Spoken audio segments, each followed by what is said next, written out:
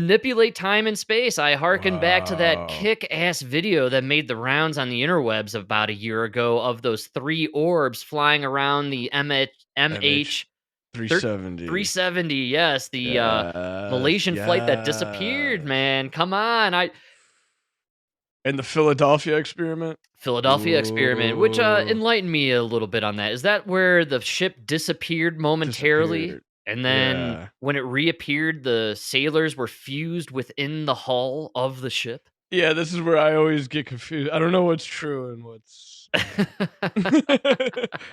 About the soldiers fused.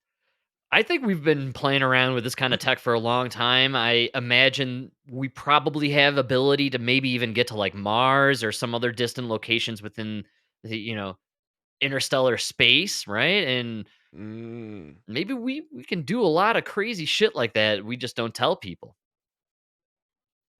yeah. Yeah, I was just reading a thing about how we gotta really be careful what we're sending out because you know how, like, they got, like, the different levels of societies and stuff, or civilizations, where you could get to, like, the type 1 civilization that's, like, harnessing the entire power of a sun. Like a group that uses a Dyson sphere. Yeah.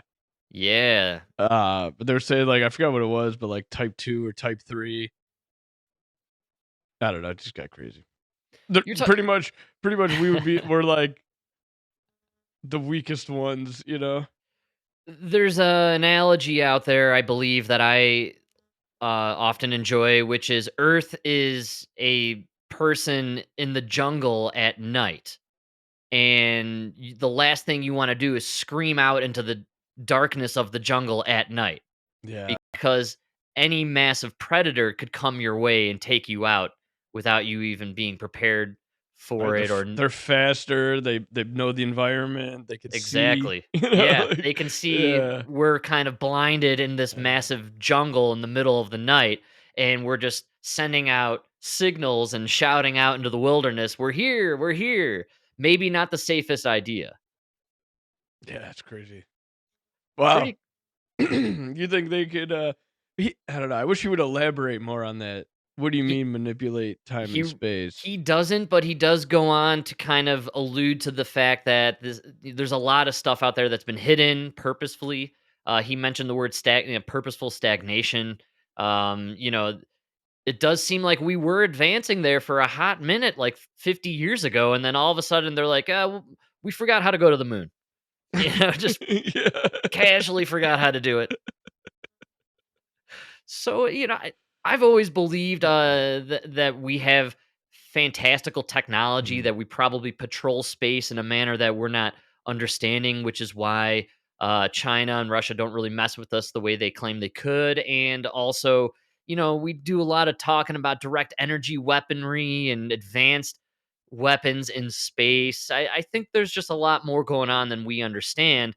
And this kind of alludes to it, and maybe we know how to travel great distances in a very short amount of time, but we're making a lot of money off of airplanes and automobiles. You know what I'm saying? We're lining our Right. pockets, and you clowns are breathing in the toxic air anyway, so we'll let you be poisoned and die, and we'll chemtrail you away, and the rest of us will live in our breakaway civilizations in our fancy spacecrafts circling around the earth.